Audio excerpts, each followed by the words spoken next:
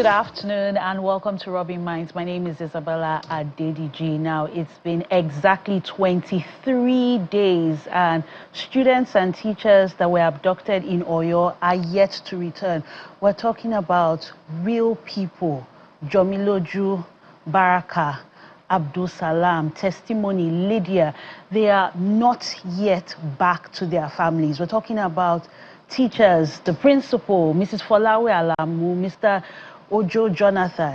These are people with families, people with a future ahead of them. Nigerians who are still in captivity, who are in the jungle, in the forest, surviving on very little. And there have been reports about the extreme conditions that these children and teachers have gone through. And they're not alone. You still have students, a total of 42 students who were abducted in Borno State that are yet to return. We're talking about Hanatu, Hezekiah, Amos. They are not yet back to their families. And even just last week, we had the sister of the former Minister for Power who was abducted in broad daylight with her twin sons during school runs. Thankfully, she has been brought back and her children are safe, and we're grateful. But still, those students and teachers and so many others who have been captured are still in captivity. The conversation is definitely one on security. Where are we headed as a nation, even on the backdrop of all the politicking and politics as usual as we prepare for the 2027 elections? Joining me for this very important conversation is a security analyst in the person of Osagie Dixon. Welcome to Rubbin Minds. Thank you so much for having me. Thank you for honoring our invitation. As a mother and as a Nigerian, as a daughter, a family member, a loved one, a friend, I can't but think about those children. I can't but think. I've also worked as a teacher, about those teachers. It's heartbreaking. And the question is, 23 days, what's going on? Where are our children? Don't we have the intelligence in this country to at least identify them and to secure their safe release? We've seen footage, so can't this footage be tracked? Oh, thank you very much. And I want to appreciate you for the fantastic brief in calling out the names of these people. Very important. And that is a way of honoring them in the time of danger, in the time of pain. Because most times we don't honor those that are in captivity. And it's good we roll out their names so that the world will know them and see that these are the people that are in captivity. And I think the only offense these people committed, or these peoples and children committed, was being a Nigerian. And it's so disheartening because when I put my place in their shoe, or the parents' shoe, I just feel that, in fact, it's not imaginable. I can't even imagine that my daughter will be, or my son will be out there for 23 days, and the government is not even having a speedy rescue, methodology in place. And that is a failure on security, It's a different thing for the government to fail in the proactive measures, to fail proactively. It's also different, for them to fail in the area of prevention. But response measures should not fail, you understand? That's reactionary measure. Reactive measures shouldn't fail. I had expected that, the Nigerian government would have, sent some commandos or, some trained anti-terrorism specialists, to go to the lions den and get these people out by fire, by force. Because if we keep on leaving them within this location, they will start, taking them from one point to the other and ensure that the Nigerian government never find them. Like you already said, it's disheartening, it's shameful, and it has once again put Nigeria in the negative, light, because every day negative news, every day negative news. I woke up a few days ago and immediately I opened my phone, everything negative, and I began to have headache. So what am I trying to say now? I think I will also use this opportunity to speak to our state governors, because it's so sad over the years they've been centralizing the problem. Every state governor has the sole responsibility to protect its people. You cannot wait for the government every time. Because what happened here in our country is that whenever an incident happens, the state governors will run to Abuja, go and get breast milk or go get breastfeeded by the presidency. Let them stop centralizing the problem. We have security votes, and this security vote goes to these people to take charge of their sick people. And taking charge of your people simply implies that you need to understand where the hot spots are. You need to carry out crime mapping analysis. You need to check where the crime-prone areas are so that you'll be able to feed the security agency, information or intelligence that, hey, in XYZ location, these are enemy suspected positions. Can you go and assist us to flush them out? But it's business as usual. Everybody just relax until an incident happens. And I tell you, these people are coming to Lagos. Like a few weeks ago, I said they will get to the southwest. They've messed up the northeast. They've messed up the northwest. They've messed up the north central. Now they're in the southwest. They are getting closer. And I can tell you, in the next few months from now, they might come to Lagos and also go to Ogun State. But this is my advisory. Whenever an incident like this occurs, what other state government should be doing is to be carrying out proactive measures to ensure that they go to most of these vulnerable schools, because they go after the vulnerable ones and ensure that they, take them to the what's it called, hostile zone. So the government all state governors should bet up. This is the time for them to start thinking about state security strategy. If I ask the Lagos state governor, where is your state security strategy? If an incident like this happens, how do you respond? Who are the people to communicate? That's what we call crisis management. This is a crisis situation, and I will tell you, if I want to rate the state for its response measures, I will raise them 0 over 100.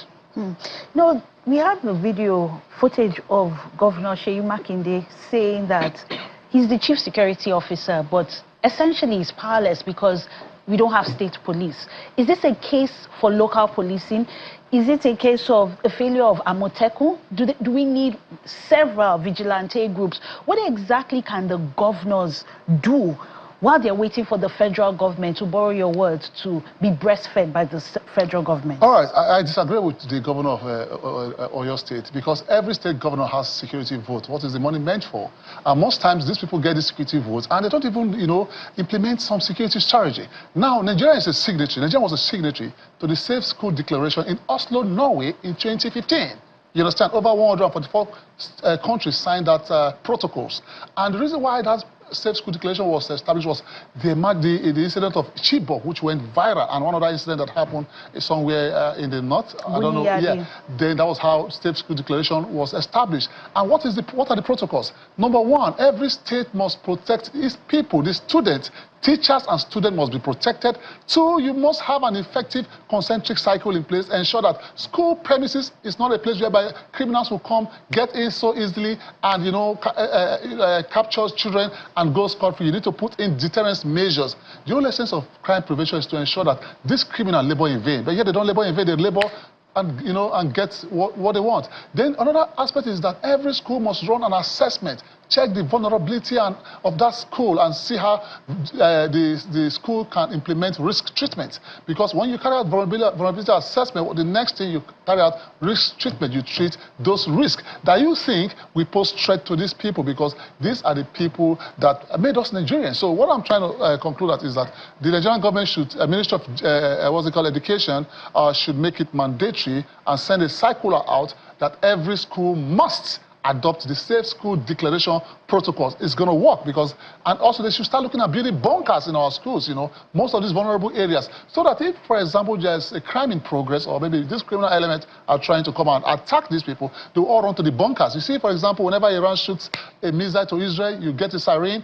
What happened? Everybody run to the bunker. And most times this missile hits the building and does not affect these people. So we can start building bunkers in our school, because we are now facing a societal threat and an existential threat. Such kind of threat must be met with proactive measures. If you don't do that, these guys will keep on messing up. So Ministry of Education, I understand that there's some safe school, security vote, or whatever the case may be. They should ensure that all schools adopt the Safe School Declaration. If you check the protocols, I tell you for free that we will not be having such incidents if every school adopted that protocols. So a lot needs to be done in terms of the prevention and infrastructure to ensure that the risks are mitigated. Yeah, and punishment is also important as well, because we don't punish most of these guys. They commit crime and go scot-free. The other time, the Chief of Defense Staff of our country was saying that most of these people are our brothers and sisters. We should treat them as prodigal sons. Now, Nigerian prodigal sons are performing wonders. What happened in Oyo State? Nigerian prodigal son. The kidnapping of the 46 student, Nigerian prodigal son. And a lot of evil things happening around. If we don't have an effective punitive measures, I tell you, we are treading on the path of destruction. As it stands, we are in a fragile state situation. I think this is a call out to our legislators, our lawmakers, to ensure that the punitive measures for kidnapping serve as a deterrent. So if you are caught, there's no welcoming back into the fold. Exactly. I want you to cast your mind back to April 14, 2014, when right. the Chibok girls were abducted. This was during President Goodluck Jonathan's administration. And now we've had President Buhari, and we're now under President Bola Ahmed Tinubu, and we're still asking for our children, whether they are from Chibok or from Askira Uba or from Buniyadi or from Orire local government, we're asking for them to come back. So what has gone wrong over the years? Where have we missed it as a nation when it comes to our security apparatus? Fantastic question. What has gone wrong over the years is that we failed to protect the people, and I think our political leaders have taken us for a ride. They've taken us for granted, and they've messed up the territorial integrity of this great country. If this is what democracy is, I'm sorry, it's really disappointing, because when democracy came on board in 1999, we're all jubilating, and we think that our people will do better. But here we even have politicians, sponsoring talks to go and snatch ballot boxes. I have said this on many forums, that the Electoral Commission, INEC, must have a very effective punishment measure in place whereby you ban politicians for life who engages in, crisis situation. Because most times you see during election time, they start rolling out, talks. Most of them carry arms and ammunition. Most of them carry machetes. Now, what that implies is that crime is fine. Crime is okay, because the politicians need to start seeing themselves as role model. But sadly, they are not seeing themselves as role model, because people don't learn from them. I cannot point at any politician in my country, even my state governor, as a role model, because everybody has messed up the state. And accountability is another big problem. Now, from the Chibok incident, talk about one of the abducted girls in Chibok happened to be one of my employees, and it's so sad when I heard from her what went wrong in Chibok. That is a very, very vulnerable environment. Now, they've also taken the vulnerable state of our security agent. They know that our military, our security forces also don't have that speed to respond to crime. Sometimes last week I was watching a crime incident in the United States, and they were using a helicopter to chase a suspect. How can you run? Are you going to run faster than a helicopter? So now this is what I'm going to recommend, that every state, should try and purchase surveillance helicopter or surveillance drones, and also establish, a command control center in all its local government, and as well establish special forces that will respond to such kind of situation. In the case of a crime in progress, within 45 minutes, these guys will get on the helicopter and go for a rescue mission. Don't allow these guys to come fetch your people and go to their comfort zone. Give them a run and ensure you pursue them. So we got it wrong, because we've not been punishing these guys. You can see about the punitive measures you spoke about. And, I hear you, the investment in the infrastructure, the apparatus. But what about intelligence? Okay, are we saying that over the years, we're talking 12 years now, that we still do not know the funders, the sponsors of terrorism, of banditry, of the kidnapping? Who are the people behind the mayhem that's happening in this country? Because for this to operate, it's an ecosystem. You need the people who are providing the ammunition, the people who are providing intelligence in the terrain, the people who are providing food and shelter. So it's not a one-man or one-woman operation. Never. Are we saying that we don't have credible intelligence that can unmask the people that are creating this mayhem? For me, I think it's an absence of political will. We have effective intelligence measures in place. And it's so sad that our security agent has been messed up, and as well the police, the army, the navy, and a lot of bad guys, has also infiltrated the military and also the police and other security agents. I can tell you, there was a time some battalion of soldiers were going on attack in the northeast, and intelligence got to these terrorists that the soldiers are coming. And most times what they do, they set an ambush for our officers and they kill them. So what is playing out in our country system is that we have people that are sabotaging the system.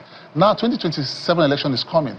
A lot of people want to sabotage this very government to ensure that they discredit them and take them out. That is the system. And it's so sad how we find ourselves. Because if we think that we can use security issues as a gain, as a political score, I tell you it's wrong, because it is now. The Abubakar is there, Peter Obi there, they're all tweeting.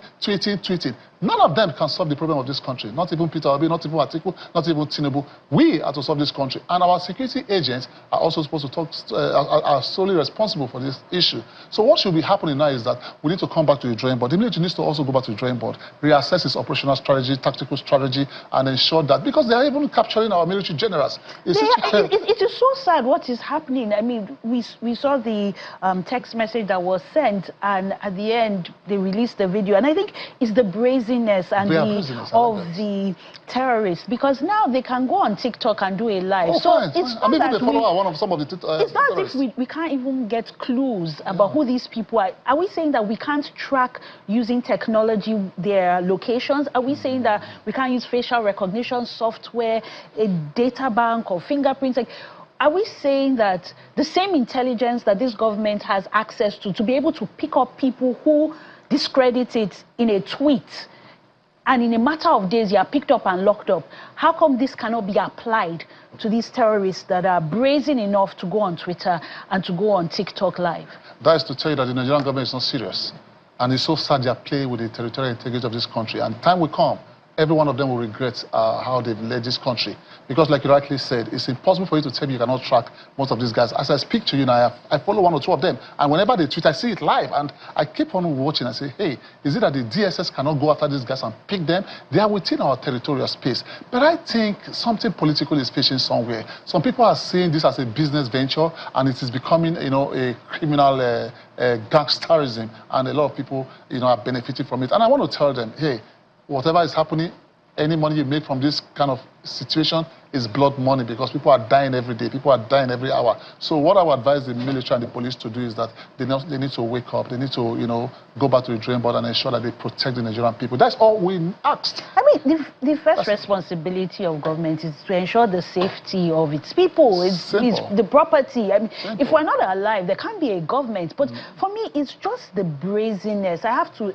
reiterate that. You're shocked. You can't go on TikTok live and do a giveaway. Show up your face. As a terrorist, as a kidnapper, as a bandit, and you're doing giveaway. People are sending their accounts to get their own share of the loot. Like, are we saying that with all the collaborations happening between our government, and say even the American government, that we can't still identify the sponsors? We can't follow the money, we can't follow their movement, whether it's with helicopters or looking at their path?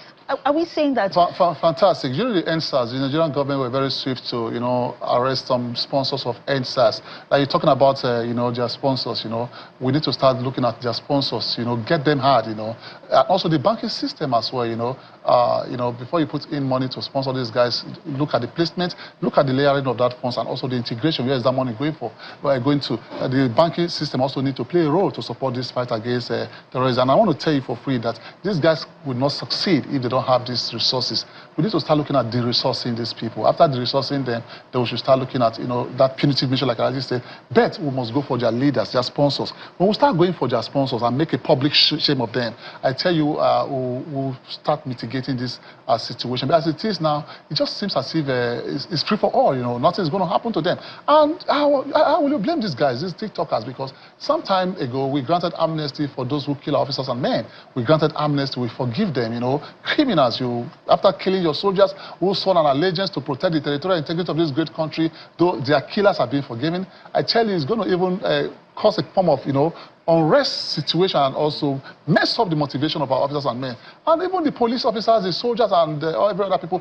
they are watching the government. The government should know that. One day, I pray not.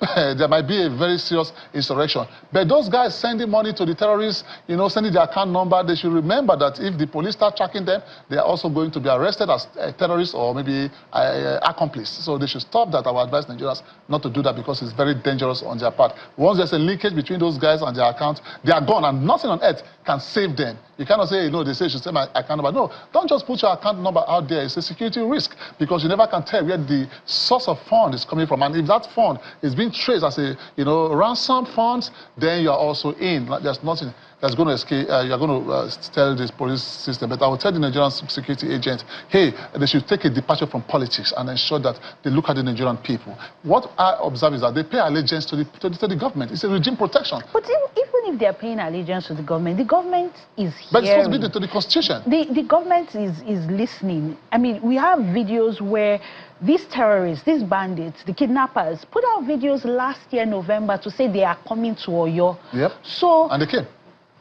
Where were the security agents? Are we saying that as they were paying allegiance to the government instead of the Constitution, that they were not also paying heed to the warning? Because if you grew up in the 90s, you will know that before thieves or armed robbers come to your house, they will write you a letter. Yeah.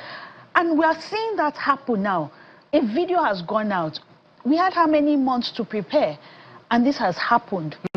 Fantastic, my sister. You see, that's what we call, when you get such information, you carry out what we call actionable intelligence. You act on that information. You act on that intelligence. You understand? But this is not even an intelligence. This is an open information. They tell you that we are coming. That is bravery on their part, and they believe that they will succeed. Why do they believe they will succeed? Because they know we don't have the capability as a country to respond. Last month in America, there was a shooting in the mosque, in a mosque. Over 300 police vehicles responded to that issue. That's what we call crime management, crime prevention. But if an incident is happening in Nigeria, we cannot even find a police vehicle. Maybe on their way, the tire will burst out and something funny will happen. So what we are going to start looking at as a country now is that state governors should just leave Abuja alone. Concentrate on your state. Establish an effective security network. Ensure that you roll out orders for your people to go all over the state. Look at all the local governments. How many local governments, for example, 24? Okay, deploy intelligence components there. When USAID was in Nigeria, you didn't know what they do? They have intelligence agents every local government in all these 774 local governments, because I was particularly involved. What happens is that anything's happening in any local government in Nigeria, they get the information before the security agent. So the Nigerian government should start looking at, projecting security agents in every local government, like spy. We have spy police. What are they using them for? We are not even using them effectively. They're supposed to be within this community. They are being used to pick up people who are tweeting, because the speed at which they go after them, it shows that they are there, but it's the application we're talking about. And I want to bring the conversation back to the money, because if the state governments are getting security votes, what are these funds being used for? How are they being invested? We need to have answers. Or do we need to take up arms? Do we all need to join Amotekun and Vigilante? Do we all need to keep spending so much money on Mopo and private security? What is the solution? Well, the solution for me, I think what we should start, the solution for me, I think the government should not let us get to that stage where we all take up arms to protect ourselves. Like for me, I strongly believe that the government should start looking at, giving the good guys the gun. I'm a good guy. Give you a gun as well, because I can see you're very competent. This is not the United States, and we can't take up arms in this country. Why? We can't. Do you want the guns to be with the bad guys? But we're not allowed. The bad guys are with the gun. That's what I'm saying. The government should start looking at passing a bill and giving the good guys the gun.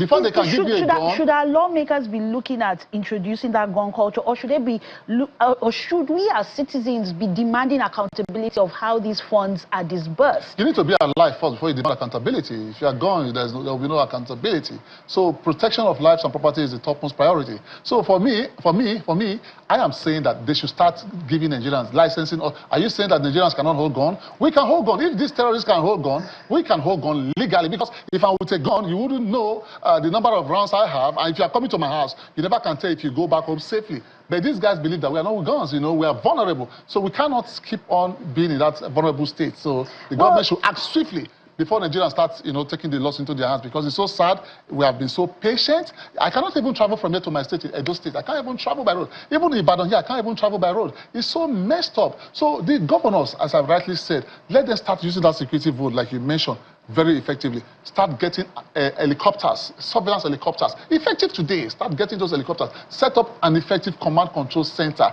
Have intelligence gadgets. Most times when I travel to United States or other world countries for security conference, I can't even find our people there. You will go there, you see a lot of technology. I can tell you, we have mobile drones. There are some airborne surveillance equipment. You can just deploy to the sky without any, via satellite. So we're not and you can monitor what is happening in the country. But We're not spending enough. We keep on having our people being killed, and I can tell you that Nigerian has failed us. They have failed their people, and if I'm to hold any person responsible, I will first of all hold our political leaders responsible, then our security agents. I will hold them responsible. Even our security agents, they're not even motivated. They need to stay motivated to make Nigeria a better place. Sadly, we're out of time. Thank you very much for your contributions, Osaje Dixon, and hopefully the right people are listening and will begin to see those investments being made. Thank you. Thank you. God bless Nigeria. God bless Nigeria. And indeed, this is a call to the government to put the lives of every Nigerian free and in captivity as a priority. We cannot continue like this. In the heat of politicking, it cannot be politics as usual. The priority should be the Nigerian life, the safety of Nigerians here in Nigeria. We go on a quick break on Rubbin Minds. Don't go anywhere. Welcome back to Rubbin Minds. Now the conversation moves to the celebrity life, the likes, the fame, the pomp, the pageantry, the buzz on social media. But is everything we see on social media real? Can these celebrities truly fund their lifestyles, or is their craft even funding their lifestyles, or is this all a mirage? Are people living above their means and putting up an act? Well, to discuss the celebrity livelihood, the real from the fake, I'm joined by Emmanuel Olatunji, also known as Sukra, a talent manager, and who knows a thing or two about how these celebrities actually live behind closed doors. Emmanuel, welcome to Rubbin Minds. Thank you. Good afternoon, everyone. Pleasure to have you here. Now, in your work as a talent manager, yes, how important is it for the talent to be seen living the life? That's the cars, the people, the entourage, the first-class tickets, the private jets, the parties, the balling, the drinks in clubs. And then later on, we start to hear, oh, this person has not paid me. There's the call out. Oh, I saw this for this person. This person is owing. I mean, we have popular nightclub owners saying, so-so celebrity hasn't paid for X number of drinks. Who's telling the truth? Okay. Very, very, very nice question. The thing is, there's a reason why it's called show business. And the perception of show business is you show people a particular perception that makes you marketable. Sometimes it brings wealth, but the problem and the gap most people have is they don't know how to amass wealth. Getting money and amassing wealth are two different things. So that's just the gap. A lot of people, they get the money, they keep bad companies, and they get it all wrong. So I think that's the gap we're currently facing, and that's the epidemic we're facing currently in the industry. So they get the money, they don't amass the wealth. Yes. But even in getting the money, are they living a real life, or is it a fake life? Because there's show business and there's fake life. So is this fake it till you make it, or this is just promotional strategy? There are different aspects to the entertainment world. There are what people see, and there are things people don't see. So people see the glitz and glamour. They see the fast cars. They see the luxurious dinners. They see the expensive hotels. They see the tours. But what people don't see is they don't see the tour debits. They don't see how much it costs to curate content. They don't see all those things. And sometimes the talents are heavily pressured when they see their other counterparts doing something, and they feel, oh, I can do better. And the generation we're in now, the algorithm automatically pushes what's favorable. They don't care about anybody's financial health. So you yourself as a personality, you have to know and be able to decipher when you should stop and when you should continue, basically. That's it. So a celebrity is now working for the algorithm, working for views and likes and follows, or are they working to make a living out of their craft? Are they Are the celebrities making money from their craft, or is this all a mirage? Yeah, they are making money. I wouldn't lie. Yes, they are making money. But there's a lot of pressure, perception pressure, fans pressure. The moment you post something up once, the fans expect more. They don't expect you to repeat clothes. They don't expect you to do the same thing twice. And all these things brings up, like I said, brings up the talent having to get a huge team that he has to pay, or most likely maybe the talent is someone that is signed to a management, be it a musical artist or be it an influencer. You're signed to a talent or to an agency, and they have to make some expense on your craft. So when you're getting your income back, definitely the person that is making the investment is a business person. The person will take off his profits, take off his margins, take off his expenses before he gives you whatever he wants to give you. But is there money in the industry? Definitely, 100%. Why can't people repeat their clothes? Why can't people travel in economy? Does it make you less of a celebrity if you wear the same clothes? Does it make you less of a celebrity if you don't go to the clubs and spend money that you don't have and you can't afford? I mean, if these people are artists, that's musicians or actors or fashion designers in the creative space, isn't the output enough, their creative output? The fact I'm vibing to your music, I'm enjoying your movies. No, it's not enough. It's a game of numbers. It's a game of numbers. It's a game of perception. It's a game of dress how you want to be addressed. It's a game of, it's how you present yourself. That's how people accept you. It's a game of, I don't want to mention names. But you can't mention names. Okay, I mean, it's a game of, let's put it, when Davido started, he gave us the perception of Omo Babalowo. But Davido is Omo Babalowo. No, I'm getting somewhere. He gave up the perception of Omo Babalowo. I have the money. I have everything. So with that perception, anybody that wants to approach him knows that I can't offer this guy peanuts. Even if there's a counterpart, maybe in Ajigule, that is more talented than David, but doesn't have that base or doesn't have that backing to show that I have this wealth, they would call both of them to the same show and they would offer them different contracts, different terms. I've seen when companies would come and tell you they want to get your image right for 1 million naira. 1 million? Yes. And they'll tell you, and it will look as if they are doing you a favor. While there are some people, they can't approach a David and offer him $1 million. They won't accept it. So it's all about the game of perception. Is perception good? Yes, it's good. But people should just learn to decipher the social media world from reality. You should learn to know that you have gotten to the point where you're making money. Fame is not forever. You get the best part of it. Maybe you get a successful 10 years, 20 years, which is rare. Or you're not lucky enough, you get 1 month of fame or 1 full year of fame, and after that you die off. So it is what you do with that moment that determines your next years in life. So basically that's it. Still on this fake life, because I feel like, are we as a people, the consumers of content on social media, putting these demands on these celebrities? Or are we saying that if Davido stopped being Omo Babalowo and lived a frugal life, does it mean we won't vibe to his music? And this goes to our actors, it goes to everyone's playing within that creative economy. Are we saying that we will stop loving them because they are no longer spending big? Yes. So are we to blame? Are we the cause?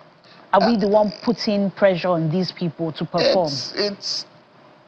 It's life. It's not. It has to do with the fans, but I wouldn't also blame the fans, because we live in a world where people compare and people are looking for people to be aspirational to, people that they can look up to. So when you have someone that you can look up to, you can aspire to want to become that person, you create more value for yourself.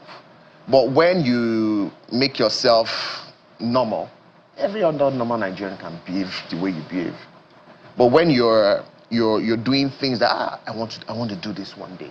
I want to fly a private jet one day. I want to do this one day. I want to go out and have the whole city locked down for me. I want to have a show, and the mayor of Canada is coming to my show. I want to have a show, and Drake is flying all the way down. It's aspirational. But doesn't this put pressure on some of these artists and performers to find other means to fund this lifestyle?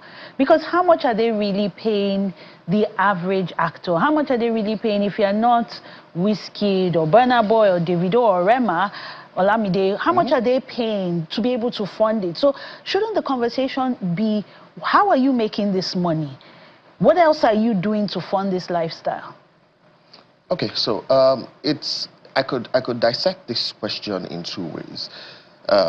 Funding this lifestyle has to do with the talent himself. When I say the talent himself, maybe you have a good management, you have someone like a Rema. He was fortunate enough to fall into the hands of a very well-respected and reputable organization, Maven Records, and they were able to work with him and build his wealth. Perfect. And you have another dimension where, sorry, what's the question again? I'm saying that the lifestyle they are funding, some of these people are doing other things. I don't want to call out names, but we know that some people use artistry as a camouflage to engage in vices, whether it's gigoloism, it's prostitution, it's fraud, it's yahoo. You're seeing the lifestyle, but you know that a typical actor is only going home with X amount. A typical artist that doesn't have the management you speak about is going home with this amount. Shouldn't we be asking questions, or is all fair and square, and whatever you do, the end justifies the means? I don't know about all those other vices. I don't know. You really want to say on national TV that everybody in the entertainment space is making their money from entertainment alone, and they're not using it as a conduit for other things? In talent management? I get where you're going to, but I would not dive into that aspect. But it's the fake life we're talking about. There are vulnerable young people who are watching on the internet and are saying, me too, I go blow, make I just release song, make I do this, make I do that, and they don't blow. And they're wondering why their market is not moving, because they don't know what these other people are doing behind closed doors. So let me in terms of you saying that a lot of people do things and they're not blowing. So it has to do with the culture of, I'll touch on that. It has to do with the culture of being able to see through what you want. I think the world is so decentralized now, where anybody can get fame, anybody can get rich. If you are consistent with your craft and you do it consistently, you would blow. And a prime example was Shode. He blew up 2 years ago, and if you listen to his success story, it will tell you that he kept on posting different songs on his platforms. He posts like 100 posts in a day. Eventually, the algorithm pushed one up, and it became popular. But we have this culture where young people just feel, I'll just go and just say yo, I can rap, and you would make it. It's not easy. If it was easy, it wouldn't be a craft. If it was easy, everybody would be a doctor. If it was easy, everybody would be an engineer. Nothing is easy. I hear you, and we'll go back to the thing you said about they are making money, they are not amassing wealth. So because they are making the money and they want to fund a lifestyle they can't afford, they engage in all these other things to keep up with the appearance, for lack of a better phrase. That's what is happening.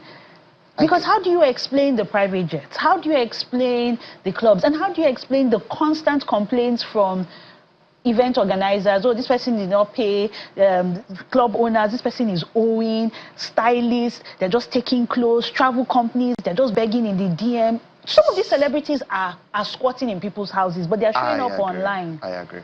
So it has to do with your circle. Who is your family? Who are your friends? What lifestyle are you living? A lot of people are caught in the circle of get money, create content, push virality, get broke. It's a cycle. They make money, they live from pocket to pocket, which I don't blame anybody. The country is hard and the demand for talent is hard. But I think, and I want to genuinely believe, that everybody at one point of their career has made money. And it still boils down to the point where I said that longevity of fame is unpredictable. Some people can have it for 3 months, you make that money, what would you use that money for? Sadly, we're out of time, but very important questions. You make money, what do you use it for? And you never know how long you're going to remain in the limelight. Thank you very much for your contributions. Thank you. And we'll go on a quick break on Rubbin Minds. Please don't go anywhere.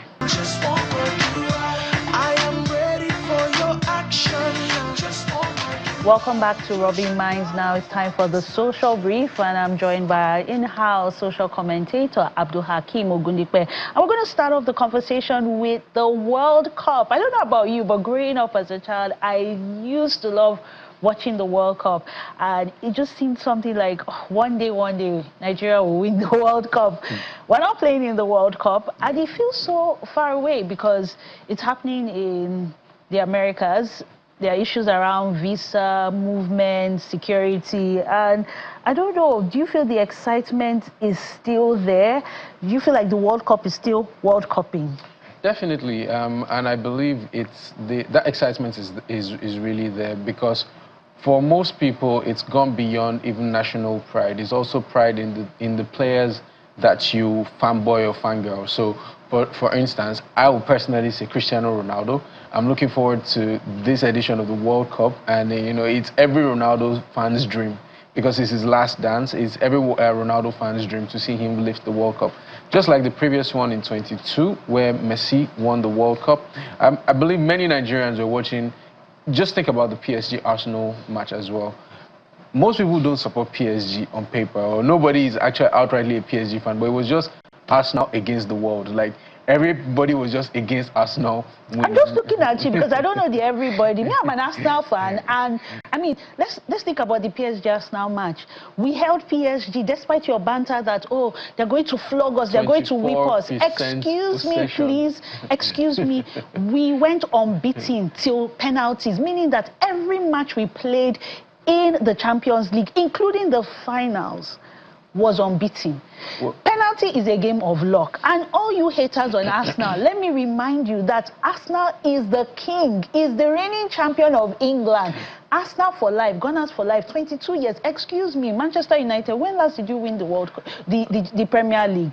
Please, when last? It's a simple question. When last did you win the Premier League? Since we're going to take it to PSG and Arsenal, have you even congratulated me as an Arsenal fan for winning the Premier League? Okay, let me... Did you see the gap that we gave Man City? Congratulations. Say it. I can't hear you. I can't hear you. Say Gunners for life. Congratulations on winning the Premier League. For life. I'm coming second in the UEFA Champions League. Anybody, see, penalties is a game of luck, and I honestly feel Netflix FC. We are not Netflix FC. We won the Premier League. We didn't bottle it. Manchester United, what did you win? Okay, let's get back to the World Cup. Definitely. I hear you saying that this is Cristiano Ronaldo's, last dance. But are you not sad that Nigeria is not playing? Of course. Did you grow up watching Nigeria play? Of course. And whose fault is that? Well, of course, I'm unhappy that Nigeria couldn't clinch a position in the World Cup. You know, we have very interesting players like Ademola Lookman. We have people like Victor Osimhen who are going to be robbed of that opportunity to also have that stint at the World Cup. It's really saddening, but it's football. Anything can happen. You just have to move on, move ahead with it, right? So let's hope that by the next time the World Cup opportunity comes up, that we can clinch a seat at it. But it's really saddening that Nigerians are not there. But I mean, it is what it is. I think it's a missed opportunity, because whenever Nigeria is in the World Cup, we're talking about budgets, marketing budgets. People are being sponsored. Journalists are traveling. You have brands who are spending, to get people watching, to get people involved, fans clubs. Like, this is money that we're not just going to make. Definitely. And I was watching you know, I followed the whole World Cup qualifiers, and I was really hoping that Nigeria was going to, because, you know, because there's also the Nigerian community in the United States that were actually waiting for Nigeria to qualify so that they could go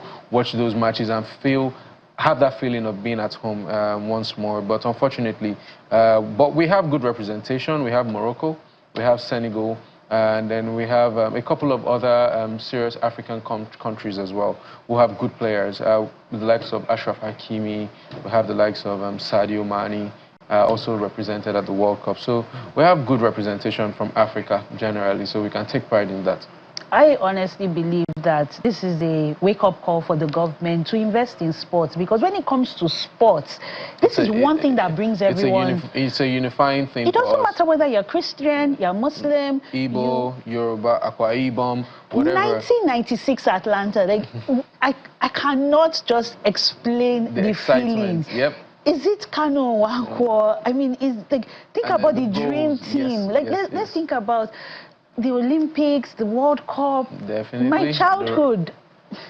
Maybe because I had male cousins, I used to play, you know, all those FIFA games, and that just tells you, yes, I did, and that's because. Interesting. We all did. I mean, that was where the names like, I think the Rashidi Yakini, yes, holding on to the net, West, and the likes, you know, became Yakubu Ayegbenis of this world. You yeah, know, JJ Okocha, the dribbling. I mean, the other day I was dribbling the ball and I was feeling myself like maybe just.